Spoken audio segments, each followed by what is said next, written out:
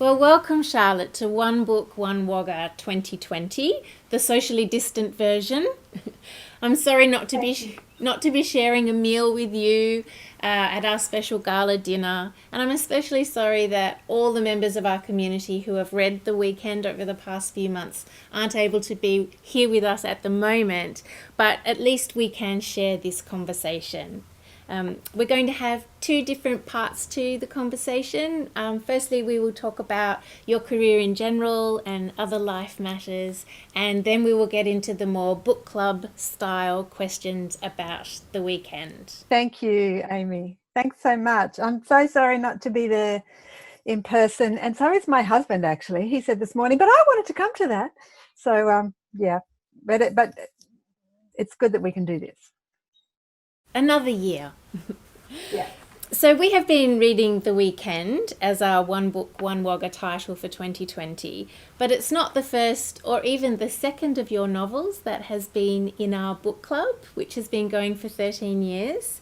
Oh, We actually started off with The Submerged Cathedral as one of our book club titles. And then, of course, in more recent years, The Natural Way of Things has been hugely popular and polarizing for our book club readers. I think we can say that your books make really good book club titles. Um, why do you think that is? Good question. I know that sometimes my books cause rather heated conversations, which is a good thing, I think. It's funny, sometimes people say to me on social media or something, look, I loved your book and I took it to my book club, but the club was very divided.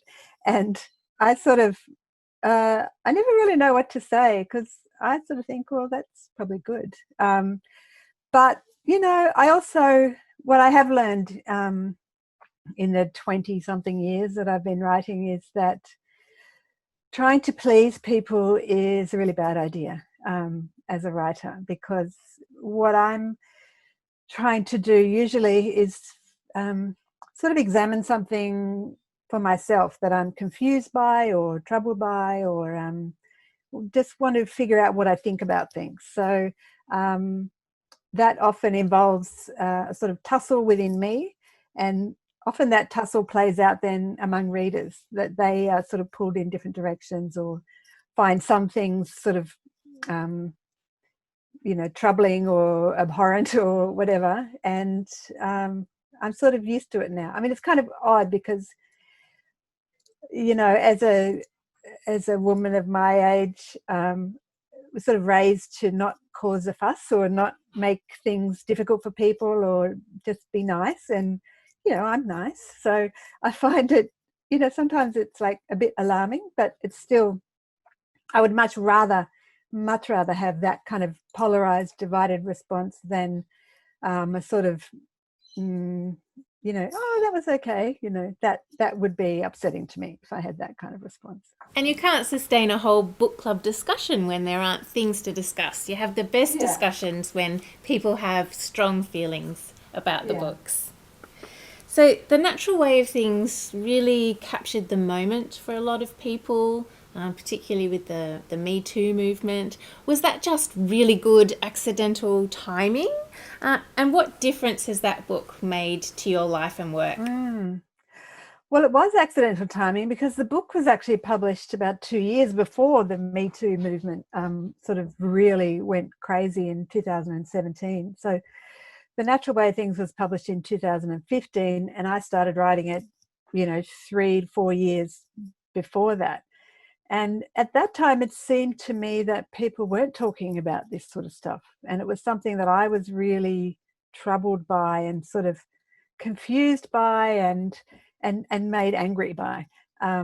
And the book, lots of people probably know that I started writing the book after I heard a radio documentary about the Hay Institution for Girls, which was a real prison for teenage girls in the town of Hay in New South Wales.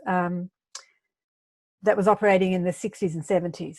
So and it was a brutal, terrible place with the things that happened there were much worse than anything in my book. So it was a shocking place. And when I heard about the existence of that place, it was only shut down in 1974, I think. I was I couldn't stop thinking about it. I didn't really want to write about it, but I couldn't stop thinking about it. And then my antenna was up for this idea that if you speak out as a young woman against sort of sexual harassment or sexual abuse in some way, that's the crime. Speaking up is the crime. So that was all sort of going on in my head. Then I think when it came out in 2015 in Australia, it did just coincide with a moment where people were starting to, get angry about this stuff. But the Me Too movement was not until 2017. And interestingly enough, I was invited to Germany and France and Spain to talk about the book there, because it was just being published there in sort of the middle of 2017. So I went over there and did a bit of a book tour. And on the plane, on the way home, I was seeing a news story on the screen or something. And I said to my husband, what's this thing about Harvey Weinstein? Why is everyone talking about him all of a sudden? So that was just at the end of my book tour in Europe. So, and then it just exploded. It was really, I was going to say it's really changed things, and I hope it has, but I'm not sure how much it has. But I think it has, actually. And now, 3 years later, things feel different. So it was luck, it was luck. Although I think also the job of writers and artists is to have that antenna up, to be looking at the world around us and noticing things and seeing that, sort of maybe seeing stuff in the ether that other people haven't quite noticed yet. And how have things changed for you since that book has come out? Well, the publication of that book really changed things for me as a writer. Primarily, it started selling really well, which was a new experience for me. I mean, I'd always sold sort of moderately well, or up and down, but that kind of sold incredibly well for a literary fiction book and for a book about such tough stuff. And then it won the Stella Prize, and that was really kind of life-changing, really. So I suddenly was had a whole new audience, and also, interestingly, a younger readership came to that book. And I still, when I'm out at bookshops talking about the weekend, there's often one or two really young women, sometimes girls in high school, who are so attached to the natural way of things. It's very moving for me, actually, that they feel like it's their book. And that was really a great surprise and lovely. So I have, and also The Natural Way of Things was the first book that I had published internationally. And now The Weekend is being published internationally as well. So it was a real kind of surprising step in my career that I never expected, really. And your career has been much longer than that and distinguished. What are you most proud of as a writer? My body of work, not one book, not just the fact of having some staying power, having a connection to a beautifully loyal readership, even though, people will come and go with each book. And every time you write a book, you sort of worry about losing your readership from the last book, because The Weekend is a very different book from The Natural Way of Things. The Natural Way of Things was a really different book from my previous ones. And yet I know there are some readers who say, I will come with you, whatever you do, I will come with you. And that is the most moving thing to know. So I'm proud of that. And I guess just the idea that I even have a career as a writer, that I can live off my writing now. That is sort of astounding to me. And, I always think that's probably a temporary state of affairs, because hardly any writers in this country can live off their writing. But for a few years now, I've been able to do that, and I keep thinking, whoa, something's awry here in a really good way. So I often think writers, I talk to new writers and I say, think about your body of work. Think about the long haul. Think about what you want to have achieved at the end of your writing life, not hang everything on this book and make this book the thing that you need people to love or whatever. Because if you need people to love you, if you're trying to get that through your writing, then you're not going to take the risks that a real artist needs to take, I think. One of the great things about literary fiction is the variety and kind of what seems to me as freedom. You know, not to need characters to be totally likable and not to need, you know, a massive amount of intricate plot. I'm wondering, does that feel like freedom to you? And do you keep a particular audience in mind when you're writing a new book? Well, in the beginning stages, I try not to have any audience in mind because of that thing of feeling like you're going to let people down if you depart from what you've done before, or you repeat what you've done before, or, you know, so feeling the expectation of others is not a good thing for me in that, especially in the first draft stage. There's probably about 3 or 4 people, writing friends of mine, who I feel like I write for. I want to meet their standards, I suppose, as thinkers and as readers who are really skilled and critical readers, but also generous. You know, I think it's good to have, when you're writing, to have a sort of a generous critical thinker in mind as your audience. I think you're right about literary fiction allowing you the freedom to have characters who, I mean, it's often said about my people that they're not very likable and they're not very nice to each other and all of that. And I sort of, well, I find the likability question kind of, sort of, I don't really get it in some ways, because I don't read for that myself. I don't need to think that I could be friends with the people in the book, you know. What I want as a writer is to pursue some sort of truth for myself. If it feels real to me, that is more important than them being. So if the characters feel truthful and real, it doesn't matter to me if they don't seem nice, you know. And actually, as a person, I think, well, you know, when people say they're not very likable, I sort of think, well, doesn't it depend what you like? You know, like I like people who are a bit spiky and who are sort of, as I said, sort of critical thinkers and who say what they think and who aren't sort of worried about being sweet or, I think sometimes in the marketing of books, there's this sort of need for things to be heartwarming and uplifting and all of that, and that's just not my area, you know. I'm not into heartwarming. And we will definitely come back to that later. Okay, sure. Now, I am a reader with no writing ambitions, but I have really been enjoying reading The Writer's Room. And for those who haven't read it, and you can come and get this at the library, it is a book made up of some of the interviews that you did with writers for an online journal. What have been some of the best things that you have learned from those interviews with writers? Well, so many things. I wrote that book. I mean, I compiled that book. I did the interviews with those. I think in the book there are 10 Australian writers. When I had a magazine, there were, I did 18 interviews, and then we had to pare them down to 10 for the book. And I did those interviews over the time that I was writing The Natural Way of Things. And I can sort of chart where I was in my problems with writing The Natural Way of Things by the questions that I was asking the writers at the time. Like, are you worried about your book being too dark? And they go, no, I'm not worried. I'm like, great. But I learned a huge amount from those writers. A couple of things that really have stuck with me, and I've talked about this a lot. Amanda Laurie talked about what she called, that she wanted a book always to have some messages from another realm.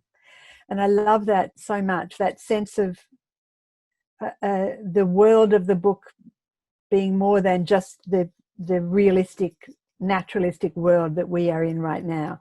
That sense of an otherworldliness or some other meaning that comes from a different place, whether it's within the characters or from a kind of spiritual sense, if that's an appropriate word. And it often comes for me now from animals. And it certainly did in the natural way of things, that sense of whether something is actually, is it really happening? Is it imaginary? Is it a dream? Is it, I like that sense of a sort of slight discomforting sense of whether something is real or not. Because as a person, I have, well, particularly as a writer, I have other worlds going on in my head the whole time, and I have a very vivid sort of dream life.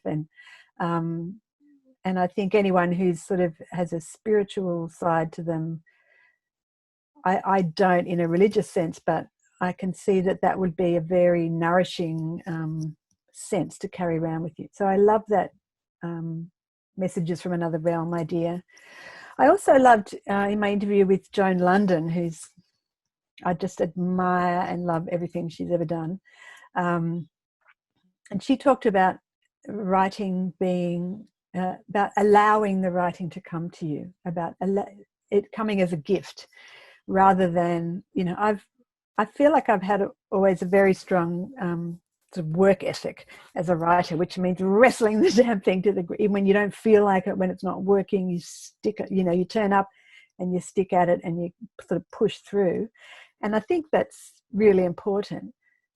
But I also more and more want to try and cultivate this at the same time, this sort of sense of allowing it to come in that kind of slightly oogie boogie sounding way that the messages from another realm take.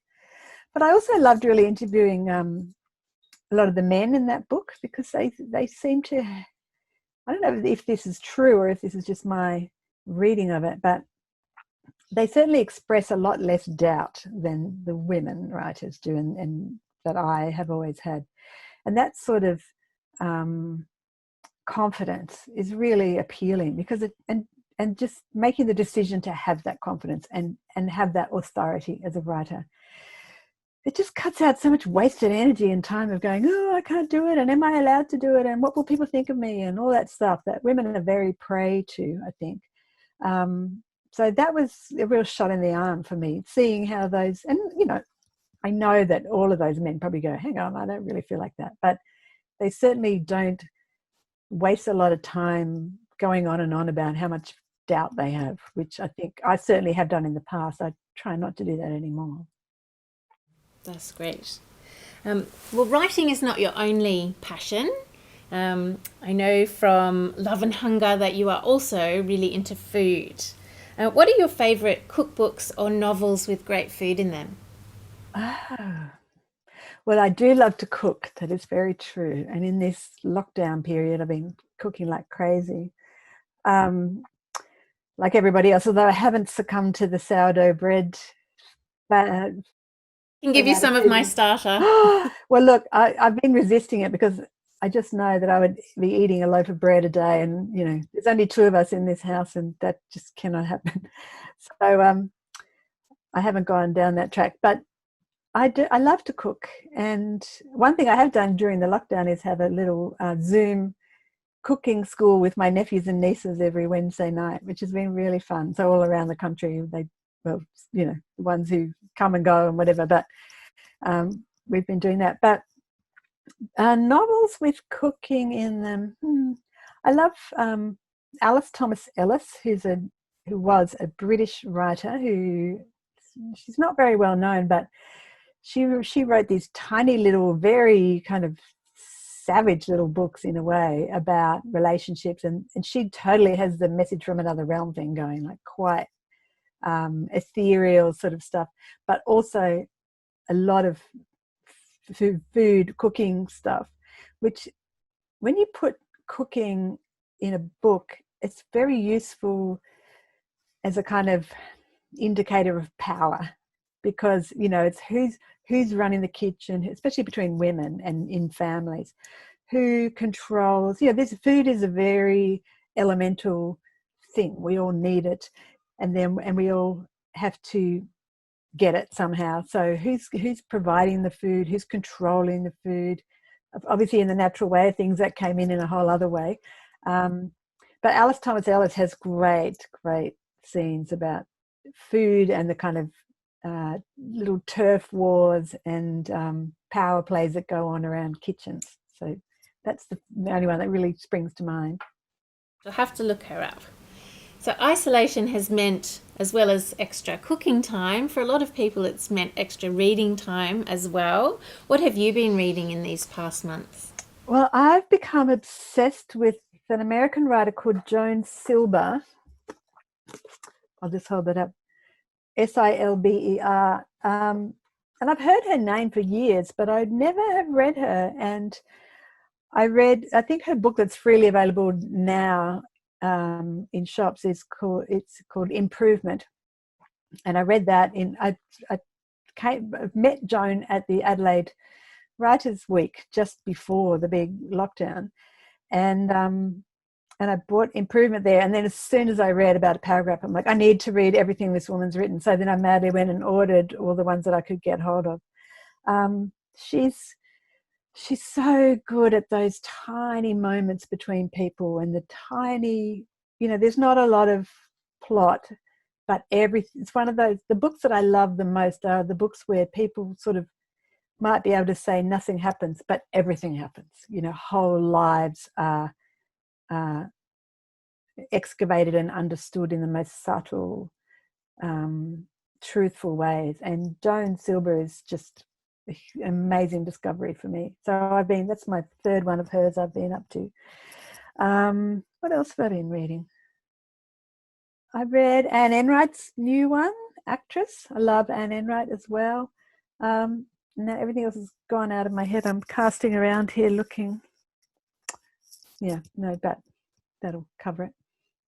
What do you think might come out of this pandemic in terms of writing? I don't know. And I hope that whatever comes out of it is not too rushed, because I think that the best writing takes time to understand things. And I think if there was there are a whole lot of books coming out now which have already been written. It's like me doing The Natural Way of Things. There's a lot of books about pandemic, infectious diseases and futuristic dystopian sort of stuff, and about climate change, and there is a link between climate change and pandemics. So those books are already happening right now, being released just in these months, which must be very strange for those writers.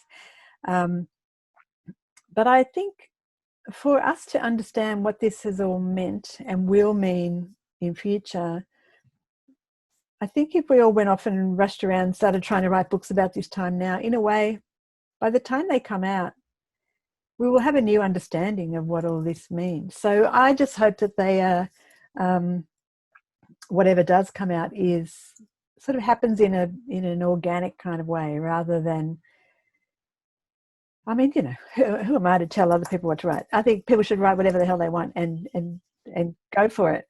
But for me, if I was to include anything about this time, it will take me a long time to process it, to understand what I even feel about it, let alone what it means for the broader culture.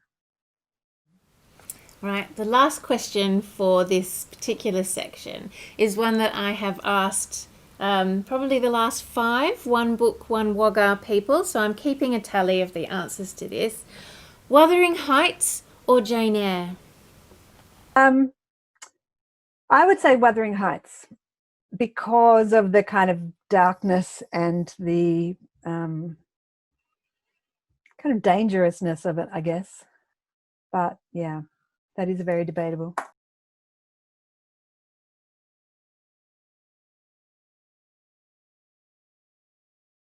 Alrighty, so this is part 2 and we're going to be talking about The Weekend. So now we are all meant to have read it.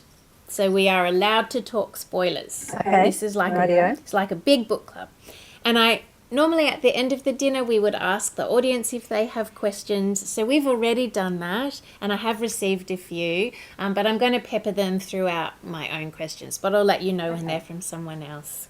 Okay. Okay, so as we've talked about, your last novel was The Natural Way of Things. How did The Weekend begin following on from that? Well, after The Natural Way of Things, I wanted to write something with a lot more light and joy in it. I know that some people will think, well, you didn't do that, but I feel, I feel like I did.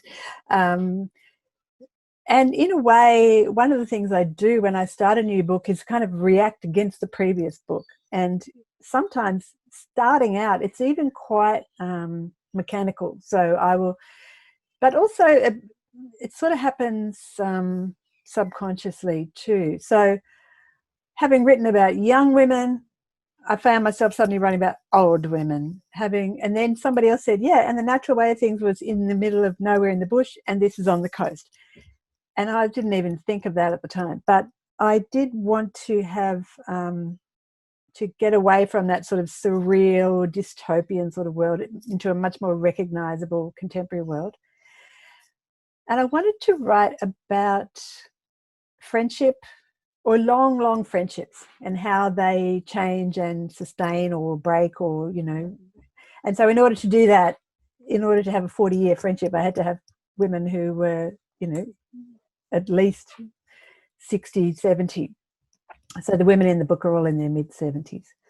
And then I wanted to write about, so these are all the things that sort of swirl around at the beginning when I'm just playing around with ideas that are never, not fully formed at all. It's just like, maybe I'll put a bit of that and a bit of that and a bit of that, and then start writing and see what happens. So when I thought about older women, I thought I wanted to write about women who are not defined by family, who don't define themselves by their family relationships. Because I felt like a lot of what I see in popular culture about older people is about, especially women, it's about them being mothers or grandmothers, or somehow involved in a family network. And when I think about myself as an older woman, I have a huge family of my own and my husband's family, but I don't have children. And a lot of my friends don't have children. So I think older age is going to be quite different for us than for people who do have children. So, and then I was interested in the kind of the idea of older women and work. So the women in The Weekend really define themselves by their work, the work that they've done, or are still doing, or they kind of think they're still doing, even when other people have no desire for them to keep doing it. So those things all started coming in together. And I realized sort of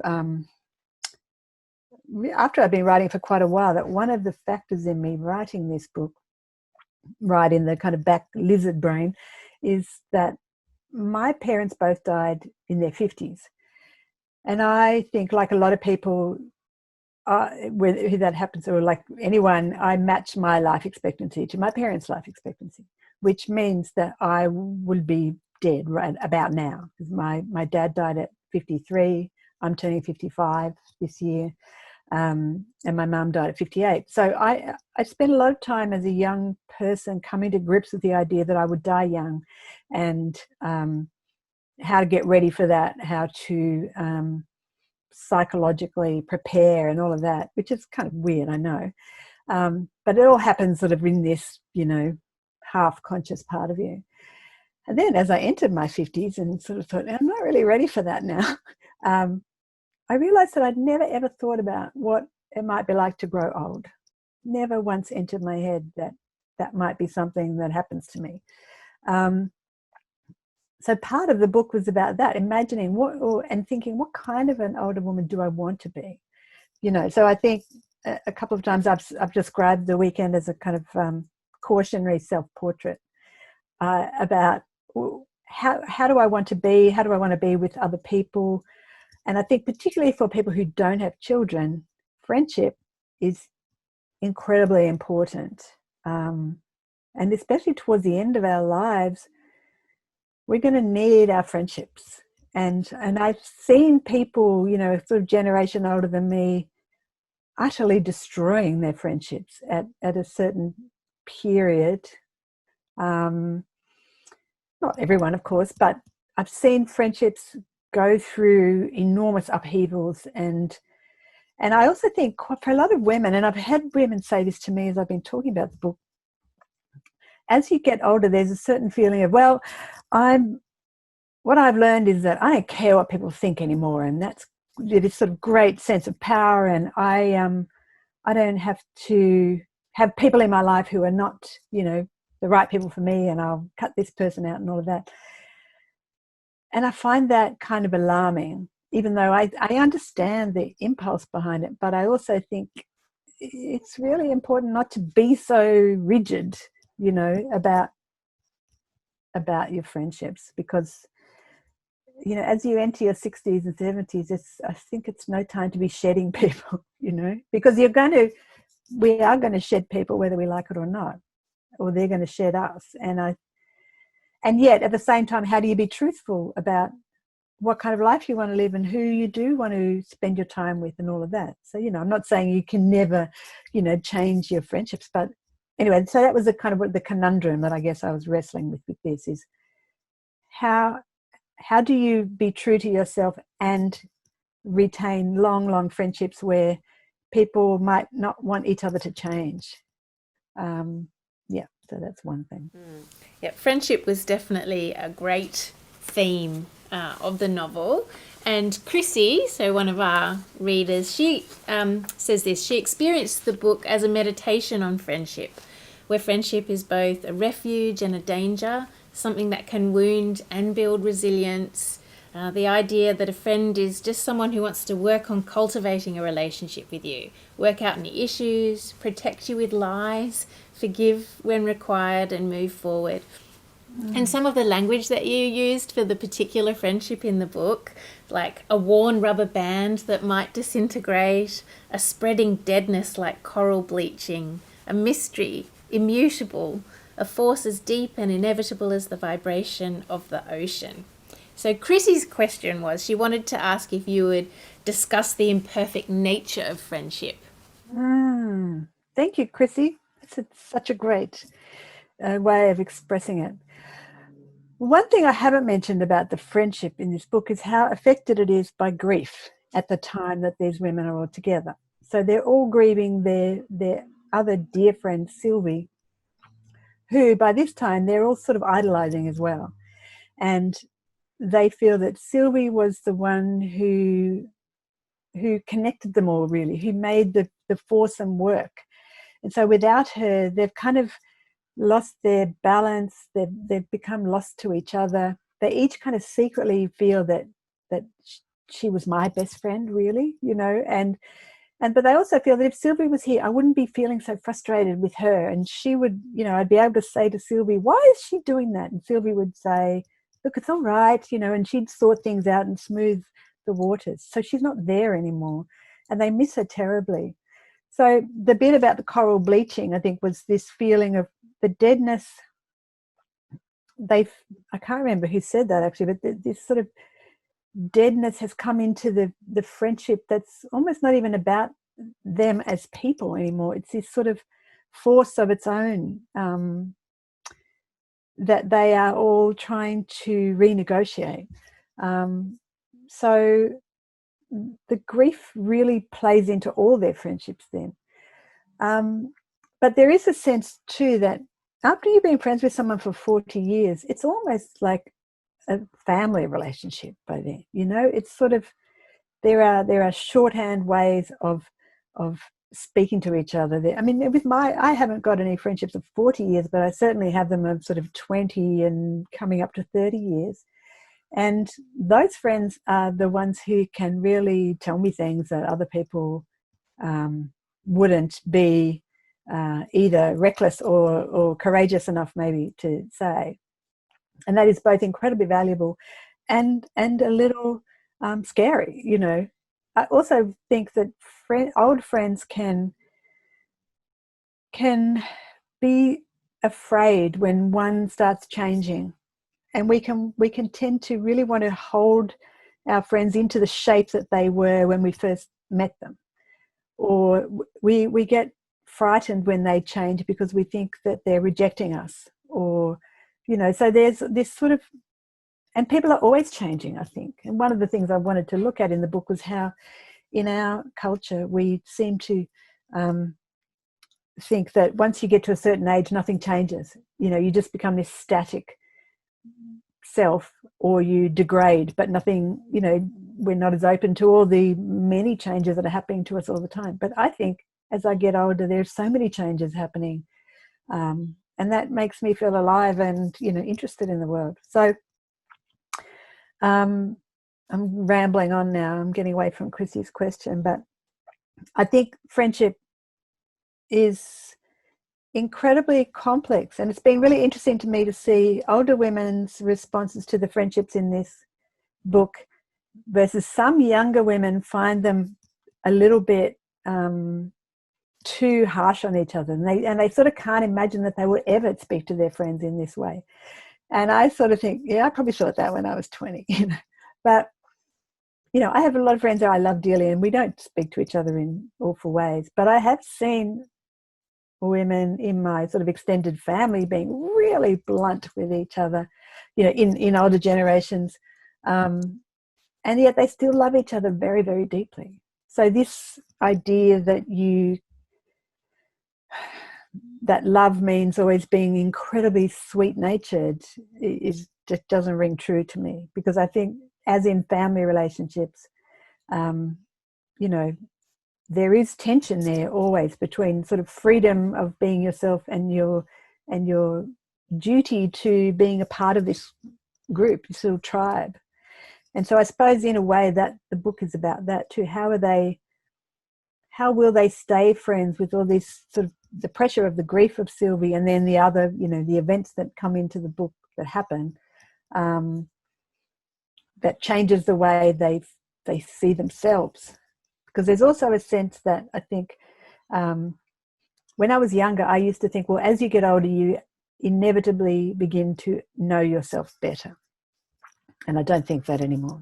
I think that we can all have a lot of illusions about ourselves right up until the end. And that's something that the women in the book are all faced with, a sort of stripping away of those illusions, whether they like it or not. The truth can be hard to take, but it does tend to make you better when you take it. So there was something in the very first few pages that really struck a chord with me. Jude is in bed and she is thinking about her life, and she remembers a night when, in order not to talk about her fear of death, she asks Daniel what he's reading. And I just want to read this little bit out. This is my Jane Eyre post-it, which gives you a clue to my own answer to that earlier question. Okay, so this is about Daniel. He was a good reader, Daniel, a true reader. Daniel laughed at men who did not read fiction, which was nearly all the men he knew. They were afraid of something in themselves, he said, afraid of being shown up, of not understanding. Or more likely the opposite. They would be led to understanding themselves, and it scared the shit out of them. Daniel snorted. They said they didn't have time for it, which was the biggest joke of all. Now, people are always telling me they don't have time to read, so I did find that a bit funny. But also I was just wondering, what would change if men read more fiction? Oh, look, who knows? I mean, obviously that's a little fiction writer's, fantasy conversation there, I think. I do find it weird when people say, sort of sometimes quite proudly, that they don't read fiction. I always feel like saying, oh, you poor thing, what? Imagine everything you're missing out on. I just couldn't imagine my life without fiction. But they will watch drama on television, So it's a strange thing. Where they would love watching, I don't know, Killing Eve or Breaking Bad or whatever. And I'm like, that's fiction, So it's something about reading that I don't really get. And often it's men. Well, in my experience, mainly men who say they don't read fiction. But all the men I know very well all read fiction and love it, and all the fiction writers I know read lots of nonfiction. It's sort of not an either-or thing, but some people seem to feel like that. I don't really understand why. And whether what would change if men read fiction, I don't know. But I do often think about our political leaders and how they don't seem to read anything. And I remember Barack Obama used to talk about fiction a lot. And he would, do interviews with Marilyn Robinson and say that he learned how to be a citizen and what it meant to be a part of society from reading fiction. And I feel like,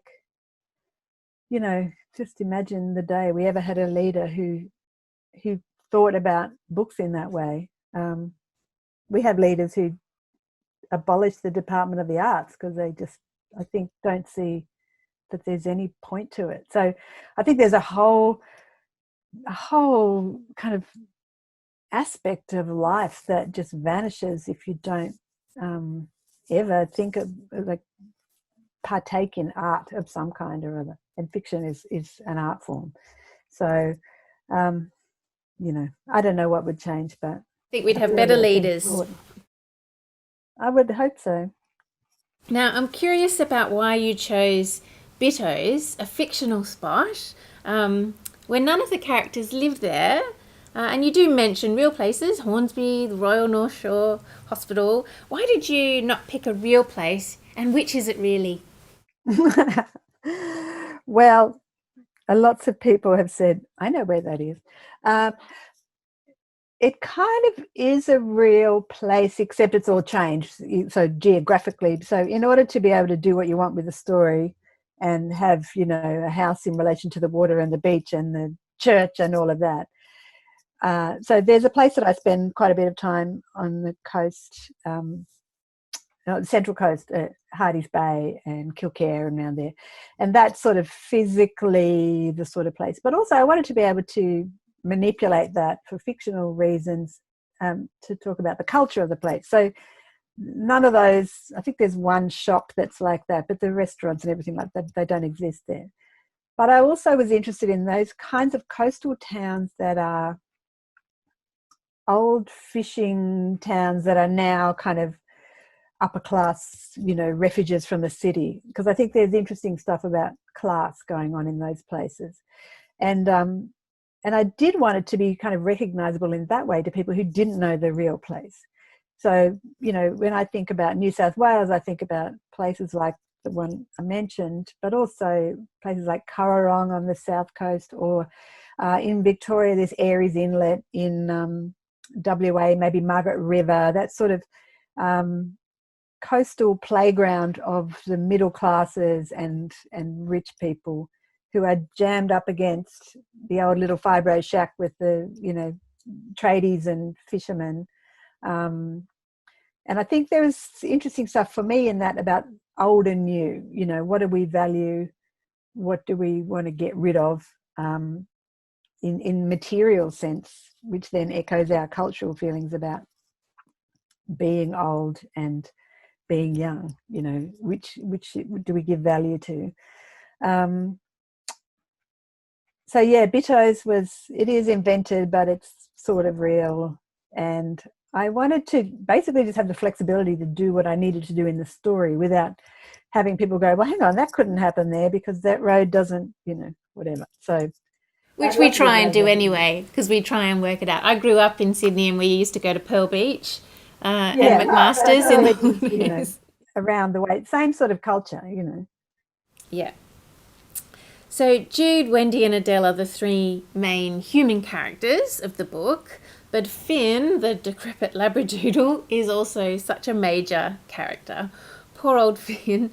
I saw him as a reminder of impending death. He horrified Jude, and Wendy sort of clung unreasonably to his life. But Chrissy would like to know if Finn is a metaphor for life. Well, Finn is, I think, a metaphor for our culture's horror of old age. So when I wanted to write about getting older as well as about friendship. And I had a kind of problem technically in that the women that I'm writing about don't care about growing older, or they're not interested in the topic of aging. It would be kind of Jude would just be disgusted by the very concept. It's like, of course, I have no interest in that. So in order to be able to talk about or sort of represent in some way our cultural feelings about old age and yet not have the women discussing it or going on about it, I didn't really know how I was going to do that. And then I had a fellowship, a residency at this amazing place called the Charles Perkins Centre, which is at Sydney University. It's a science research facility, this multidisciplinary place where people come from all over the world to work together to address like cardiovascular disease and obesity and stuff. And they wanted a creative writer in residence. And they have so many areas of research, and aging is one of them. So I applied and I got this residency, and the only thing you had to do there was just be there and kind of brush up against the scientists and see and influence each other, basically. So I happened to have a conversation one day with a guy called Professor David Robenheimer, who's a nutritional ecologist and an evolutionary biologist. And he said, in a way that was sort of quite forward, I felt, he said, well, I'd like to see some evolutionary biology in your book. And I thought, okay, well, I don't know what the hell you're talking about. And also, none of your business. But because my job there was to be influenced and to influence, I sort of didn't bring down the shutters on that conversation in the way that I normally might. And I said, I don't know what you mean. And he said, well, animal aging is far more accelerated than human aging. So maybe it would be interesting to put an aging animal up with your aging, against your aging people. And I thought, actually, that is really interesting. And then around that same time, my friend Prue's very ancient old dog, 18-year-old Labradoodle called Finn, was kind of doing everything that Finn does in the book.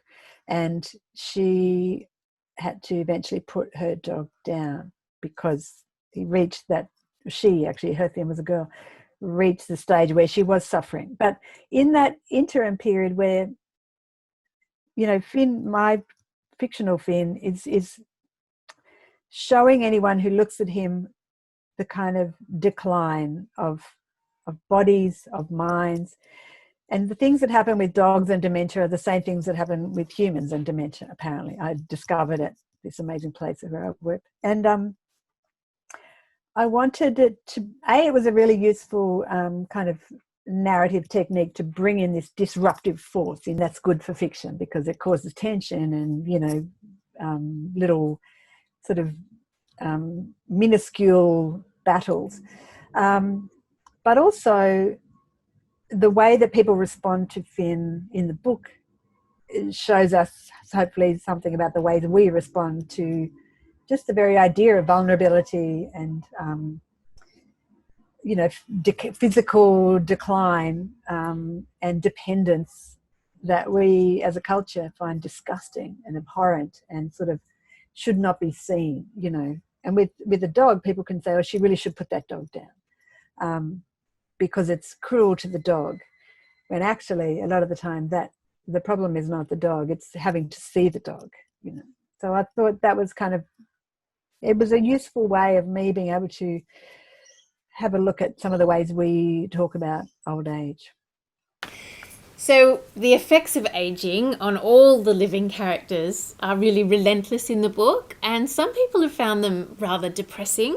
From Jude thinking that the disintegration begins in earnest in your 70s, to poor old Finn being all failure and collapse, all decay. And my favourite is Wendy describing her body as a waterlogged eiderdown that she has to lug about. Firstly, how did you find out what being in your 70s was like, and why did you go all out? Were you trying to frighten us?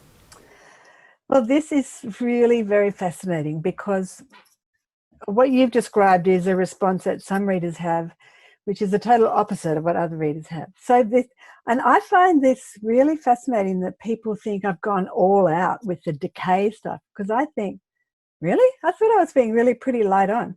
And it's, you know, finding out what it's like to be in your 70s, all the things that I say about those women's bodies are things that I feel about my own body, you know, that I've had serious back spine pain since my 20s. I've had, I've felt that waterlogged body, that sort of the heaviness and the exhaustion, probably from having low iron count. But anyway, so I just entered into what I feel about my own body and sort of taken bits and enlarged and stretched and whatever. But I'm also really fascinated by people being sort of offended that 70 might be seen as old. I find this so interesting. And again, it goes back to, when your idea of the end of life is 58, then 70 seems like, oh my God, that's fantastic. You live to be 70, I feel. But also just, rationally, if life expectancy is, 86 or something, general average, then 75 is kind of up there. If you don't think that's old, I'm kind of confused by what you do think is old. And, I read years ago that old is always 10 years older than you are. So I also think it really speaks to our cultural horror of the very idea of oldness. So that we can't even, a friend of mine, Ailsa Piper, has written, there's a new edition of the Griffith Review journal, which is all about aging. And she wrote a piece saying that when she turned 60, she also had a mother who died young and lots of friends who died young. And she said when she turned 60, she felt sort of amazed that she was now old. And then all her friends started saying, don't say you're old. Of course you're not old. And she was like, what's wrong with being old? So it's really fascinating to me that we have a lot of denial about what's going to happen to us. So there's all this stuff about how depressing it is that I write about bodies. And I'm like, okay, so when I look at it, it's like, what, a couple of moles and, a sort of, unmoisturized legs or whatever. That I find that sort of amusing, and I found it funny to write about the kind of little failings of the body. But I mean, nobody is immobile. Nobody has had a stroke, although Jude thinks she probably did at one point. Nobody, these women are still fully alive and doing what they want to do.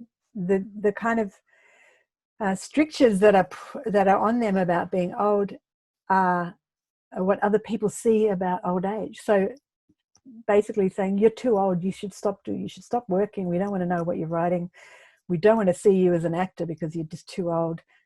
Jude's sort of out of that league because she's got plenty of money, but it's I just have such a different view of what is depressing or awful about bodies and old age, that I thought that I was, if anything, going a bit too light on about stuff that happens to bodies. And I also think, well, what do you think is going to happen to you at 75? Like, of course things change in your body, and some people are incredibly fit and healthy, like Adele in the book is not, she has no physical vulnerability really. But some other people I know in their 70s are basically completely physically disabled. So there's just a huge range of what is possible and inevitable, or things change as you get older, and I think the idea that everything's going to be tickety-boo with all our bodies when we're 75 is just a kind of fantasy. I find it really amazing that people are so horrified by it. Some people. Well, my mother was one of the people who found it too much for her, and she is in her 70s, and she just wanted to let you know it's not going to be that bad. Well, what about Adele? She's totally great. She hasn't got any issues. Now, one of the joys of getting into the heads of three women and having access to their thoughts is the way that we can relate to different ones at different times. Now, I don't call myself a clean freak. I do generate some mess and I can cope with it, but I certainly couldn't cope with Wendy's level of grubbiness. But at one point, she's thinking this brilliant thing about work and parenthood and womanhood. And I'm just going to read that. This would be my Edward Rochester post-it. Okay. The children were part of the work, and the work part of being their mother. That was the point of everything she did, the inseparability of women's intellectual and emotional and bodily labour. You could see it as a burden or a blessing, but the aim was integration, not conquest. So I was just wondering, has your life as a whole, with all the aspects, been difficult to integrate? And do you think it's getting easier or harder for women? Well, that's a big question. I think not having had children makes a whole lot of your life very simple in a way, because I don't have that that kind of balance to have to bring to, caring for children and work and all of that. But I've seen it a lot in my friends and my family and so on, especially for women, because we all know that still the bulk of child caring and rearing, the work of that falls on women so much more than men.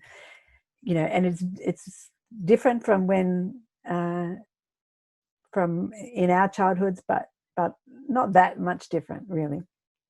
So I haven't experienced that, but I do find as I've gotten older that things are kind of integrating more. The different parts of my life that used to be really separate, I am able to see that they are connected, and bring them, just sort of accept them, I suppose. I think when you're younger, or certainly when I was younger, I didn't. There was a lot of parts of myself I was trying to hide all the time because I didn't think they were acceptable. That I was sort of oversensitive, or I was too intense, or I was, not brave enough, or blah, blah, blah, all the things. And then because I've become a novelist, all of those things are actually beneficial for writers, for creative artists. And I've been incredibly lucky to be able to find that place for all those kinds of ways of being. And yet for a long time also, while I was writing novels, I was still working out in the world in sort of being a different kind of person, having to be a sort of professional, well, a journalist or an editor, or writing corporate, annual reports and all sorts of stuff, and having this whole different persona. Whereas now I feel like all my professional and personal personas have all kind of much more sort of naturally come together. But I still think, I'm sure I have all kinds of illusions about myself that I will have to come to terms with at some point. And sometimes the people who show you that you are have illusions about yourself are your friends, and that can be very shocking and very painful. And I've had that happen, and I have no doubt that it will continue to happen at certain times in life. So yeah. Now, last year I teased Chris Hammer about the fact that his book Scrublands, which was last year's One Book One Wagga, didn't pass the Bechdel test. So for those who don't know, the Bechdel test is a measure of the representation of women in fiction, books and movies, and it asks whether there are at least 2 female characters named, whether they have a conversation amongst themselves, and that conversation is about something other than a man. Now, clearly The Weekend passes that test. And Susan Wyndham in The Guardian declared that you had captured the feminist zeitgeist again in The Weekend. Clearly she was referring to the natural way of things having gone before. Now, Genevieve from our community, she would like to know if you think there is a particularly Australian brand of feminism. Wow, that's probably the subject of someone's PhD thesis. Look, I think feminism is such a multifaceted creature. I think I don't know about Australian feminism. I'm thinking, I really don't know, because I think there's so many different kinds within our culture. And what I'm really see a lot at the moment is this sort of age difference in feminism, and that the Me Too movement certainly brought to the fore a kind of schism, in a way that some older feminists like me and older were kind of alarmed by young women just standing up in this way.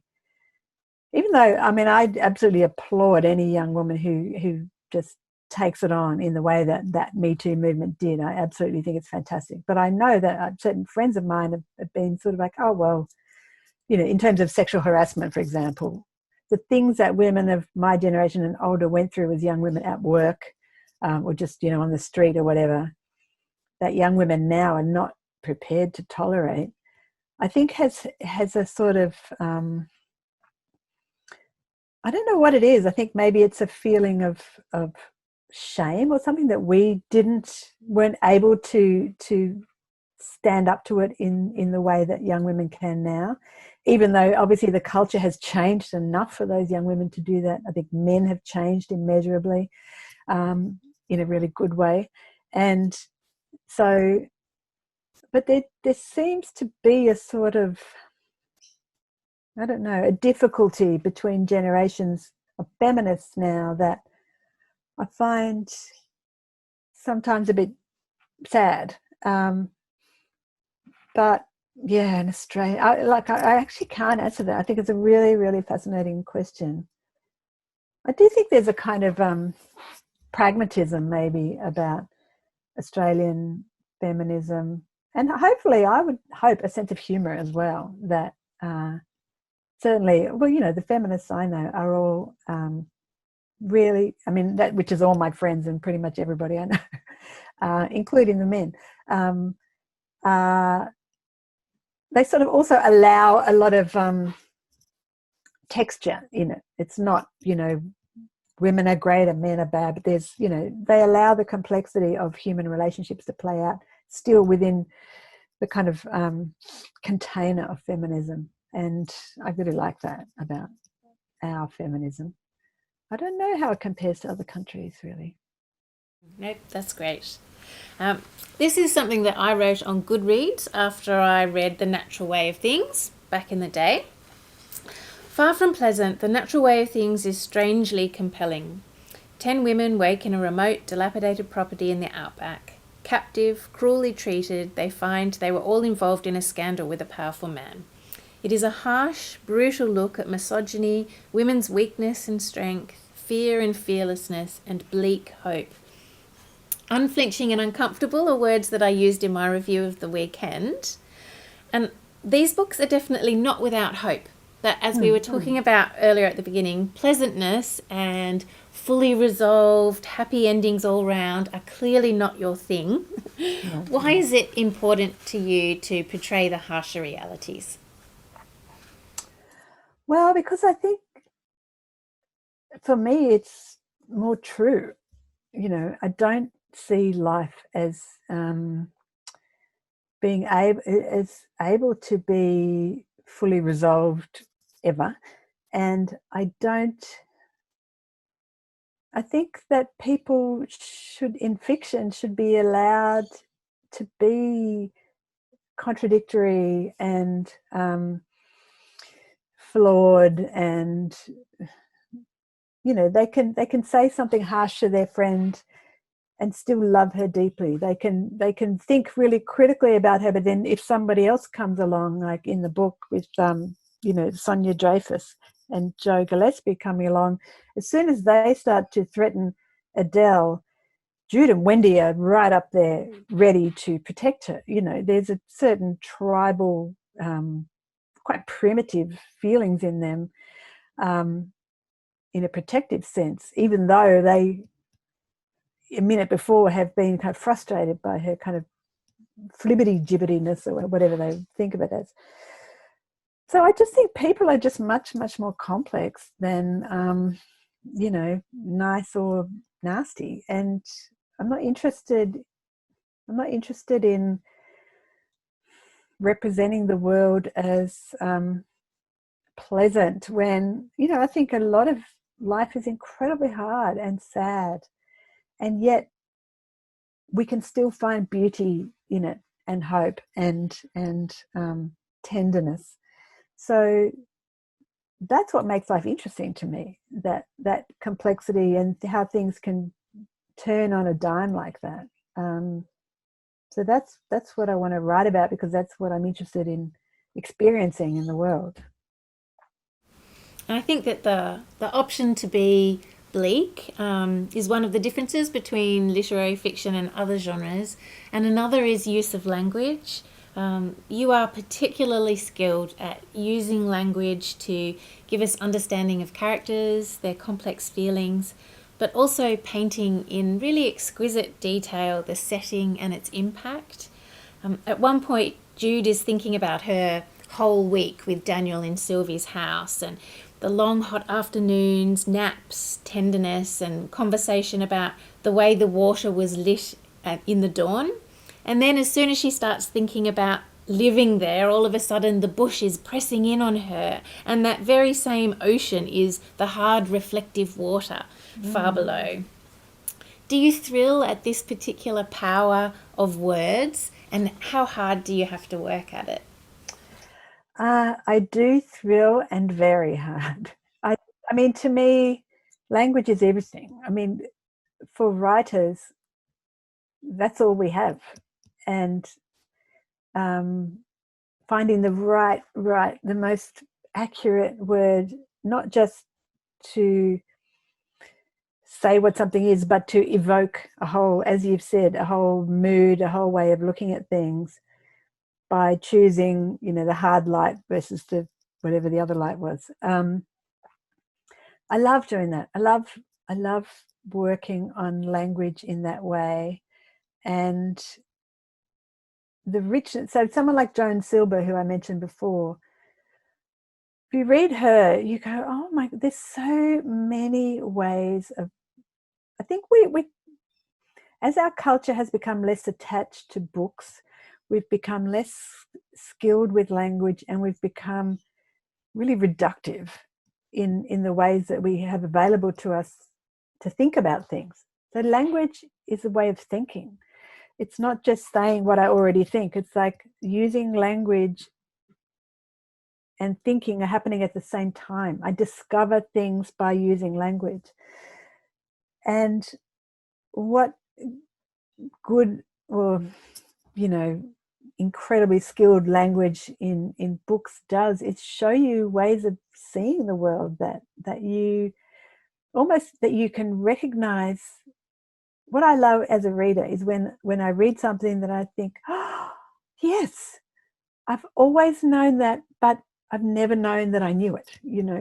That sense of discovery of something really true, and without strain, without kind of awkwardness.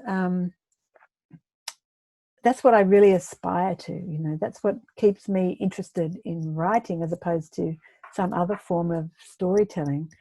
I mean, filmmakers are much more interested in images, I imagine, than in language. And, other artists use other things to tell different stories. But writers, words are, that's our thing. And if we don't pay attention to them, really, really close attention to them, then I think it's, why would you be a writer if you didn't have that absolute passion for the right word at the right time? I do love that. I do too. Um, so this weekend was traumatic and life-changing for all three women, but we do get a glimpse into the future for one of them. Was it always going to be Wendy? Well, that's interesting. I guess Wendy is the writer, which I hadn't thought about till this moment, about, the detail of her. Well, I suppose with Wendy, so I'm assuming everyone who's hearing this has read it or can turn off if they don't want to know what happens. But, the question about Wendy, is she going to publish a book, and is she going to let Finn go, and or is she going to sort of keep him alive to the point that it is cruel? I don't think it's cruel at the point in the book, but because he's not in pain, he's not really suffering. He's bewildered, and he's he's got arthritis and all of that. But I mean, I've started to get arthritis in my thumb. It doesn't mean my life is so terrible that I've got to be end it. So there's a little, and also to do with Wendy and her children, of course, because, that the bit that you read earlier about Wendy seeing motherhood as part of the work and the work as part of motherhood and all of that, it's actually a very idealized version of her form of motherhood. And we sort of just gradually understand through the book that her idea of the kind of mother she's been is not what her children see of her motherhood, her mothering of them. And that her kind of sense that she's given these children enormous freedom and, intellectual freedom and all of that. And they might, it's just sort of hinted at, but they might see that more as neglect than freedom, So that was one of those senses of, the illusions that we have about ourselves that needed to be kind of shattered by the end of the book. So there is a sense that Wendy Wendy understands, a big revelation comes up about her marriage. She is suddenly faced, maybe in a way, I was going to say more than the others, but with the kind of real schism between what she thought her life has been and what it has been. She suddenly, it's like a veil is torn away from what she thought her life was before. And now she has to understand her life from the beginning again, she says. So that's for Wendy. I think for Jude, with what happens, it's too soon for us to kind of skip forward. She's really in shock. And I think all she knows is that she's got these hands to hold right now, and she's going to have to, again, start her life again. Because of what's happened. And Adele's kind of revelations about herself are, in a way, probably the happiest ones, I think. But again, it's having to completely adjust her vision of herself at this time of her life and where she has to go now. But she sort of discovers a strength in herself, and when Adele's always been seen as the kind of child in the whole group and the one who needs to be indulged and looked after and all of that, and in the end it's Adele who is the strongest and the most capable and supports the other two in a way that I think they would never have expected that they would be depending on her in this way. My favourite description of Wendy, well, one of the other ones, by the way, is for her entire life she had been too tired for dramatics. I feel that I am a little bit too tired for dramatics too. Now, the ocean in the end is so not exactly restorative, but cleansing and fortifying. I was wondering, do you live near the ocean? I don't. I live in the inner city in Sydney. But I have spent in the last couple of years a lot of time at the coast. We rent a house on the coast with some extended family. And I have to, because I grew up inland. I grew up in Cooma in New South Wales, away from the ocean. I was always terrified of the ocean. And I have just in the last couple of years come to absolutely love the ocean and really feel that kind of restorative force and the kind of transcendent possibilities of being in something so much bigger than yourself, so much more powerful than yourself. And of course there's all the associations of the ocean with our unconscious and with our sort of dream life and all of that. So I have grown to really love it and sort of trust it more. I still hate really big waves, but I like just the end of the beach where I go. It's really that beach in the book. A local writer, Gabriel Tozer, has asked, what was the most challenging part of writing The Weekend and how did you overcome it? Thank you, Gabrielle. I think for me, it was the technicality of the point of view, this really shifting, fluid point of view that moves around within the same scene. So in previous books, either the whole book has been from one point of view, or maybe 2 points of view. And when it's been more than one, the shift has been very delineated by chapter or section or whatever. So in The Natural Way of Things, there would be a Verla chapter, a Yolanda chapter, a Verla chapter, a Yolanda chapter. Every now and again, the point of view in that book would sort of, I think of it as a kind of aerial point of view where it would look down on the girls all together from a sort of a distance and make some comment on it, but only very fleetingly. Whereas this one, I was thinking about books that I've really loved, written in sort of the 80s, people like Jessica Anderson, or Alice Thomas Ellis, who I talked about before, and Nina Borden, these are British writers, not Jessica Anderson, obviously. And at that time, there seemed to be, I feel like the Weekend is quite an old-fashioned book in that sort of technical sense, because this fluid shifting point of view is now kind of, when you go to creative writing classes or you look at things online, it's very frowned upon. It's called head hopping and you're not allowed to do it. And, I hate that when you're told you're not allowed to do something. It makes me want to do it. So but also technically, just as a development of my own skill, it's much harder to control. But I wanted it for this book as well, because the whole book is about how we misunderstand each other. We can be in the same moment and have such different perceptions of what is happening in that moment. So I needed them to be sort of all there together and to have one of them responding to this thing about, Christmas cake and thinking, oh, this is a lovely gift I'm offering. And then one of the other people going, I can't believe she's got that Christmas cake out. It's hideous and, whatever. So, but they can't say these things. They can't communicate clearly with each other. They're always just sort of missing when they most need to connect. There's a slippage out of their control. And for example, when Wendy, who's had a mastectomy, a long time ago, it's putting in her her prosthetic thing in her swimming costume and saying, oh, I don't want to offend anybody, so don't worry.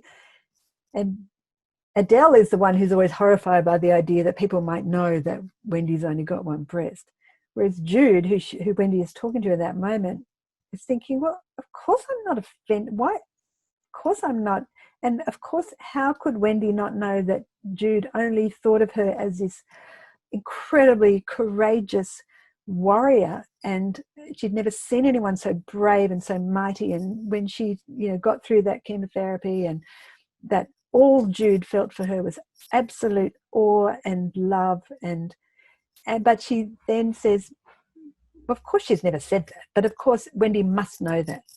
And of course Wendy doesn't know that because Jude's never said that. So the point of view shifting was important to allow those moments to be explored. But it was really hard for me to do because it meant a lot of quite technical stuff about making sure someone is named quite early on, but in a very natural way when you've shifted point of view.